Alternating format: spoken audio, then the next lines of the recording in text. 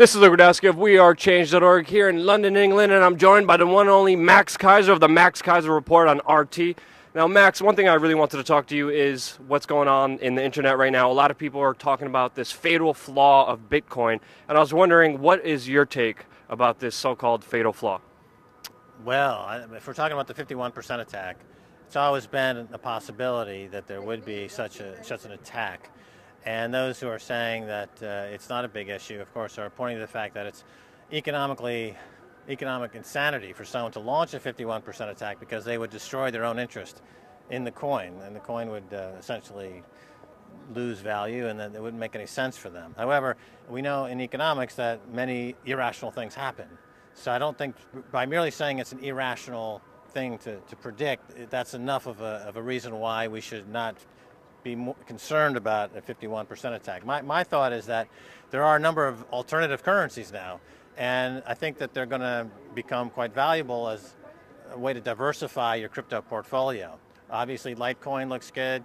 Darkcoin I love. Maxcoin is an excellent coin. It's incredibly cheap at these levels. Our new Startcoin, by the way, I think is really going to be the coin of the year in 2014. Yeah. Now, we know there's Maxcoin and Startcoin. Can you tell us about the difference between Maxcoin and Startcoin? Well, Startcoin is wedded to a crowdfunding platform, and it was designed specifically for an industrial or commercial purpose. That is to fund a crowdfunding platform called StartJoin. So these two things together, I think, are going to redefine both cryptocurrencies and crowdfunding. If you take a distributed network of a crypto, Startcoin, and you combine it with a distributed network of a crowdfunding platform, StartJoin, and you end up with economies of scale and a paradigm shifting platform that will make crowdfunding something above and beyond what it is currently, and also take a real industry-specific application for a crypto coin. I mean, Bitcoin is a fantastic coin, and you can use it to transfer money, but it's not industry-specific as such, whereas Startcoin is designed to be specifically used on the StartJoin site, and together I think we've got something very powerful. Yeah. Now, Maxcoin was started by some students here, and Startcoin is something that you have your hands on.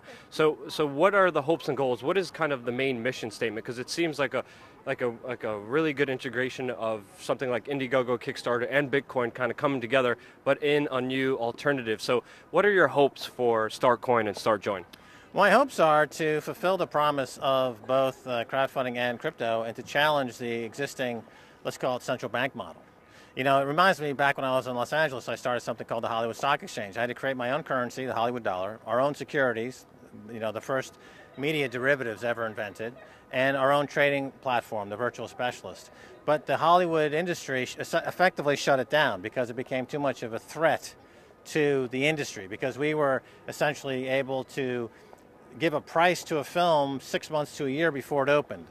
And that kills the whole Hollywood movie of hyping a film until it opens and then adding promotional dollars based on that opening weekend frame. And so the Hollywood insiders essentially killed the Hollywood Stock Exchange. Now I'm back with Startcoin and StartJoin, but the target is much bigger than Hollywood now. We're going after the global central bank model, which is run completely out of control. People who are fans of Bitcoin understand why this is a problem. Many people have written about it. But I think we combine the crowdfunding platform with the coin, that we're going to have something that will really put those central bankers on the back foot. Yeah. Now, StartJoin was you know, kind of like an Indiegogo platform. Now you're integrating the cryptocurrency aspect of it. Are there any projects on StartJoin that really stick out to you most? Well, we're starting to see the community respond. There's a lot of crypto projects on the platform right now, which makes sense. I think half the projects are in the category of cryptocurrency. So the cryptocurrency market's flocking to StartJoin. I love the projects like we have one in the US right now, where somebody is refurbishing computers from the waste sites and then selling, and then essentially giving them away to the poor. So that's an excellent use of a crowdfunding into crypto. And I should add that Startcoin, half of the coin is pre-mined. So we've got 42 million coins that are pre-mined that we're going to give to the users. We're doing an airdrop on users of StartJoin at the end of August.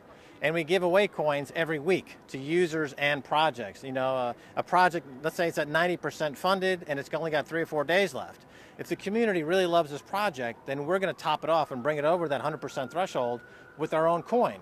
And that's how we're going to spend this coin. So we get the revolutions, the speed at which you can get projects funded increases. So I think we're going to pull a lot of business away from the Indiegogos and the Kickstarters of the world as well, because you're going to get faster funding, you're going to get more community participation, and there's more of a vision in terms of where these two things combined can take an economy forward. Yes, and let's not forget that Indiegogo also takes a percentage, and they use PayPal, which is also connected with other nefarious organizations and means. But really, this is, I think, a great project that is really merging two evolving worlds, because we kind of have the corporate world where to do anything you need mass funding and big banks. We're getting rid of that with kind of independent social media funding, which is really interesting. But Bitcoin came out of nowhere in the last couple of years. It has a lot of ups and downs. Where do you see it going in the next 5 to 10 years? I think Bitcoin is poised to increase its market cap to the levels that the Winklevoss twins are talking about, 400 billion or so. I don't see why it shouldn't be as big as an Apple computer or an Exxon. So that's, the current market cap is less than 10 billion, so that's a huge move from these levels. Awesome.